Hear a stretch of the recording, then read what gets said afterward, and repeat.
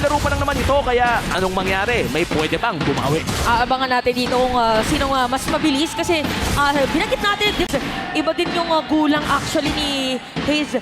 Tag as the most patient man nung MPL Season 8. Oo. Ang pinaka-pasensyosong mid laner. And at this point, kailangan talaga niya maging pasensyoso dahil hindi mo alam kung kailan may susulpot. Parang haunted house tong composition ng Echo. Magugulat ka na lang, may katabi ka na eh. Parang mararamdaman mo may ugong, pero hindi mo alam kung saan sila lalabas. Nakakatakot naman yung ganyan. Sa ka ba nakatira? Wag na tayo pumunta doon. Adelix pa nagkataon. So it's something na kailangan bantayan dito ng Minanaibos. Knowing na parang medyo ano lang sila sa crowd control. Pinaka-crowd control nila yung Ruby. But speaking of crowd control, mainit agad yung dito. May final slash pa pala si Kirk if ever. Petrify na gamit na rin ni Sanford ng maaga. Pero mukhang ang goal niya dito ay mailang lang si Kirk. And naging successful naman ata siya doon. And tignan mo naman, napakalalim na ni JP. Yep. Pwede siya mag-scout. Parang inaalam ni JP dito kung saan umiikot si Kaizen. Napaisip ako, ba't parang yung blue nasa may red? Yung pala ang sinasabi kalaliman. Pero si Sanji dito, ayaw mo ka mabibigyan yata. Pero nakatakas pa rin. Kamunti ka na. Pero si JP at si Sanji ay uuwi muna. Double din para sa isang chip ay yung added na parang para siya may focusing mark pag ginamit niya yung ultimate niya. Na if you think about it, yung Louis kasi gusto na magkatabi yung mga kalaban, di ba? So, ang sakit ng DPS dito ng Echo. I would say yung early game, maganda pa rin kahit na yung Brody nasa Minanaibos. And when we talk about the early game, Brody talaga isa sa mga pinakamasakit na marksman. Pero nandito na nga ang Dragon. Oo, parang walang contest para sa side ng Minanaibos. Mukhang baliktad ang kanilang naging playstyle. At si Kaizen dito ang makikita. Wow! Hindi pa tapos Wow! Hindi na agaw! At si ayun, Kaizen dito hindi talaga yata nila patatakasin. At mukhang Echo Express ngayon ang talagang ating nakikita. Dahil mukhang hindi makakagalaw.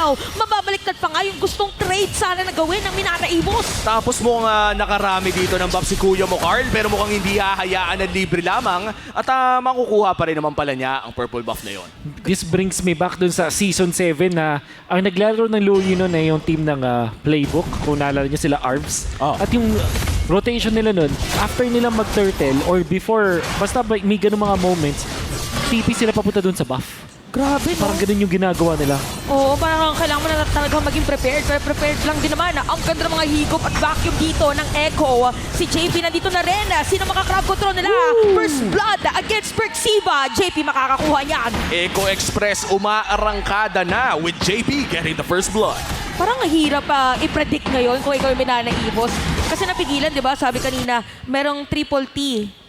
Yung trade Tama. supposedly na palitan or napigilan ng isa ding T, yung teleport. Wow, hindi na 3T to, 40 na. 40 na. May teleportation jutsu pa na nagmumula dito kay JP. Oo, pero ang kinaganda kasi yung mga ganito mabibilis, 40 talaga yon ng Echo. Ay, oo. 40. 40. Wow, gusto ko yan. Galing mo doon. Pero tuloy-tuloy na nga, yung pang isang T dahil tuloy ang laban para kay Carl Dizzy at nangakuha pa sila ng isang kill. Yep. Ito tayo sa signature Impure Rage na Roger mula dito kay Benny Cutie na nakakuha na ng kanyang Windtalker. Oo, pero sa top lane, by the way, kamuntikan pa nga si Kirk. Pero napakagandang play dito para sa Minanaibos. Pero ito na yung teleport na sinasabi natin, sino bitbit? Si Sanji lang naman. Ginamit pa yung Drinker para mabawian. Dito si Kirk. Sanji lang pero sapat na iyon. Echo with another kill pero Turtle mukhang yun naman ang gustong kunin ng mga Orcas ngayon. Mga magkakasilipan muna dito ang ating mga players pero si Kaizen ay papunta pa lang doon sa turtle objective. Mukhang hindi na nga makakapasok dito ang Minanaibos as Echo will secure another objective.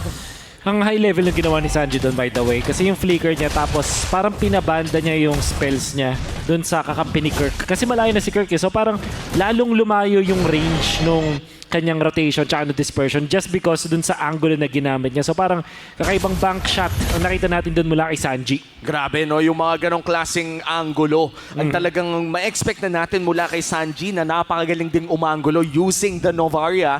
This time around with the Louis. Mukhang pati yung fan shape na pasabog doon sa dulo, memorize din niya yung range. Kabisado pa rin, no? And speaking of range, saktong-sakto sa range ni Carl Dizzy dito si Kirk. Mapipilitan na umalis. Ginamit pa nga yung final slash pero hindi yata sapat ang kakunatan dahil patay sa kamay ni Sanji habang sa bottom lane. Meron nangyayari na may kasama. Kung galing sa top lane, kung nasa bottom lane, ano nangyayari ngayon? Double kill para kay Sanji. 5v5 talaga. 5 minutes pa lang. At si Tomeng hindi pa pumapalto. Pinetrify na. At hindi na nga makakatakas pa sa ilalim ng tore. Echo again with a 3.4k lead. Men, Echo sa taas, Echo sa baba. Ano na bang nangyayari? Wala, astral na talaga sila dito ngayon. Intercontinental ang ipinapakita ng Echo. Pili ko ito yung sequel ng Insidious.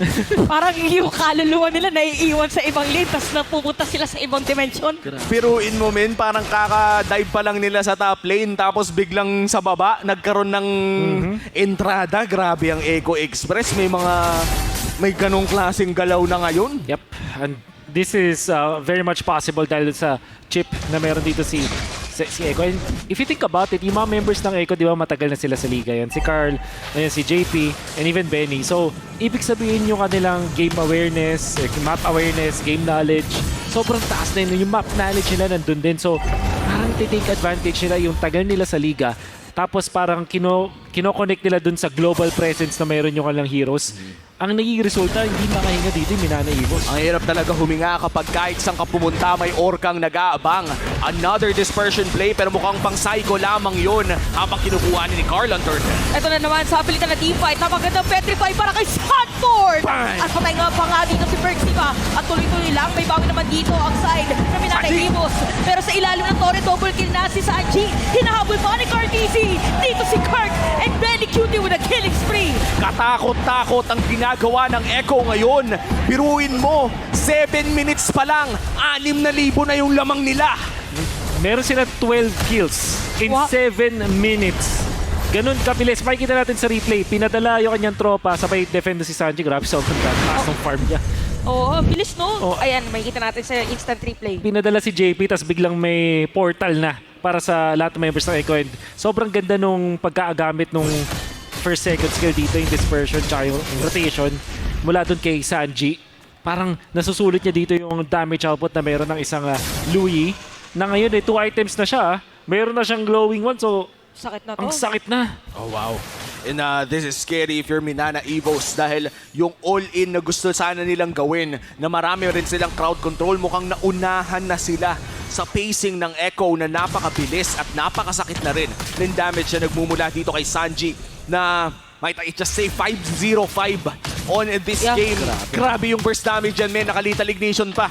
Tsaka yung yung sabihin na natin, kasanayan niya dun sa hero na rin kasi nag-flicker pa siya ilalim ng dalawang torre yun. So alam niya kasi na magkakaroon ng shield Yes. pagka tumama yung skills niya. So yung mastery of this Lu Yi ang talagang kitang-kita natin ngayon para kay Sanji. At saka yun nga talaga, kapag malalaman mong mahusay yung Louis player kapag parang sobrang layo nung range nung first and second skill niya. Kasi nga na-take advantage niya yung extra na bounce, kumbaga. So, it just shows us kung gaano ka batak itong si Sanji with the Louis. And look at this comparison. Yung XP laner ng Minana Evos is level 9 compared to the gold lane Benny Cutie na 11 na agad. This time around, this is honestly insane coming in from Echo. I'm calling this already. You cannot contest this, Lord. O talagang kailangan muna nilang patabain as much as possible.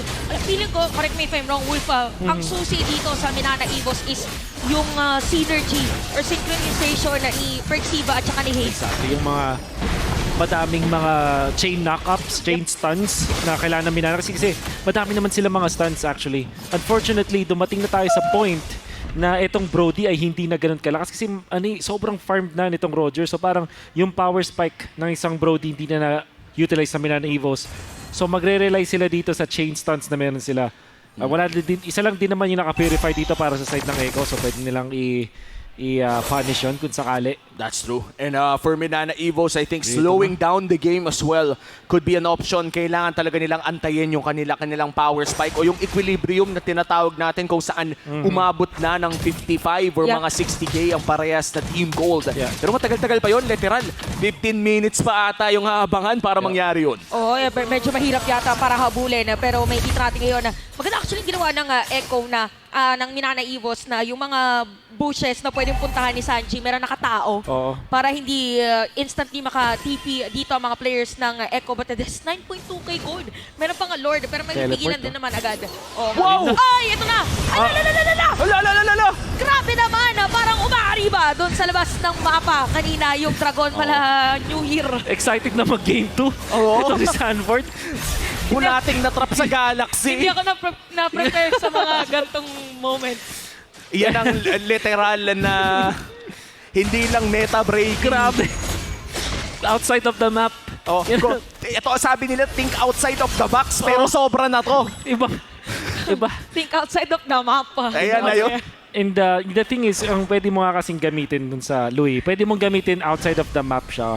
Tapos parang kung saan niya katapat, dun kayo magdadrop kung sakali. So, ginagawang trick yan usually sa top lane. Kasi dun mas madali para magdadrop kayo sa labas nung tore. Kaso nga lang, dun moment na yon, for some reason, na-trap si Sanford na sobra na ata sa Oo. drag. Kumbaga parang merong vertical clearance doon, idol. Hindi masyadong matangkad ang dragon. Kaya siguro hindi...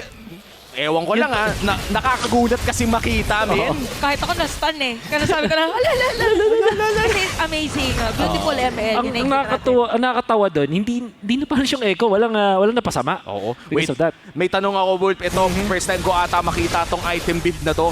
Great Dragon Spear on the Roger. Ano bang nagagawa nito? Well, it helps you snowball. Pwede ka pa rin mang-run down. Tapos, kasi nga sobrang spammable ng ultimate ng isang Roger. So, pwede siya magamit. So, pang ano to, to sum it up, gusto nila tapusin agad. No, they're not banking for the late game this time. Gusto nilang tapusin by the second Lord. Oh, and sakto-sakto, Luminous Lord ang sunod na lalabas. 10,000 lamang ng Echo at kadalasan kapag ganito ang ating nakikita. A 10k gold lead, 12 minutes in with the Luminous Lord. Isang magandang set na lang ang kailangan nilang makita. And meanwhile for Minana Evos, if makadepensa sila dito, significantly tumataas ang kanilang chance. Too risky rin actually, pero parang ipipilit pa rin ng Minana Evos na sumilip dito sa My Lord Objective. Level 13 na backshot versus sa level 15 na Fredrin. So medyo malaki ang discrepancy in terms of the retribution damage. Ito na. At ang mga teleport saktong-sakto, pero wala nga aabot. Pero si Kaysen, mahatak pa nga nila. Meron pa paghikop doon. Ang sakit ng damage na dito na Echo. Biruin mo, nakuha na nga nila yung Lord doon sa kabila. Nakuha pa nila yung purple doon sa base ng Minana. Ano na lang natitira para sa mga Tigre, Wolf? Wala, kailangan nilang hintayin yung mga minions na papunta dun sa base nila. That's the best that they can have. And ito, minamaximize pa yung pag-farm as well as to manage the minion wave. Hintay nila, tas tsaka nila i-clear. Magsasabay-sabay para sa Echo yung mga lanes. Total, naghihintay na rin lang tayo dito.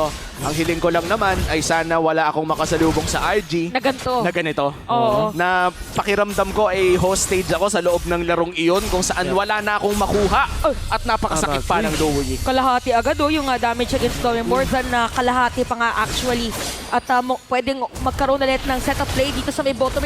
Inaabangan ko yung mga teleportation at diversion dito ng ating mga players. Pero sisilayan muna nila yung Torre dito sa may bottom lane. At mukhang itutuloy na nga nilang pag-push pero ito na ata ang hinihintay ng Minana. Carl TZ is down pero naandyan na nga rin ang Dragon ni Sanford. Nakikita rin natin dito yung mga higo pa pero alam ng Echo na medyo delikado na ipilit dahil wala din yung isa sa frontliner na kanilang lineup. Perks, ginamit yung kanyang flicker for that play but they did defend. So, kung ikaw ay nasa Minana Evos, any port in the storm, masaya ka na dun sa pick-off na yun dun kay Carl. Lalo na kasi nakapag-defend kayo afterwards. That's true. And I have to say as well na parang best case scenario na isang inhibitor turret lamang ang Yes. nakuha ng Echo with such a big gold lead. Problema ba ang endgame if you're Echo? Itong ganitong klaseng lineup ba parang mahirap kapag sieging ang usapan? Parang hindi rin kasi they have Roger eh. Speaking of, they have everything dito na pag-set up play. Mega kill na para kay Benny Cute. Mukhang dediretso mga grabe mga pitik dito ng mga back. Ayun, oh. At look at Sanji, monster kill na. Meron pang energy eruption na ibitaw. Habang dito, double kill na para kay Sanji. At unti-unting mawawala mga players ng Minana Evos. Mukhang that's it. Dahil si Haze lang ang naiwan na dedepensa dito para sa mga Tigre. Dahil mga Orca ang unang magwawagi para sa ating unang laban. Grabe, nagre-reset pa lang lahat. Biglang bumalik na. Ito yung literal na pauwi ka pa lang, pabalik na kami. Yung isang bagay na nakalimutan natin sa chip, kapag ginamit mo siya, merong isang matitira dun sa face. So kahit merong dead sa inyo, Curti, while you activated the ultimate, basta within the 10-second frame, makakaabot at makakaabot. At yun ang nangyari din kay Carl TC. Kumbaga nasama pa rin siya sa promo dahil umabot pa siya dun sa deadline. At saka kinagandahan doon, di ba nung last na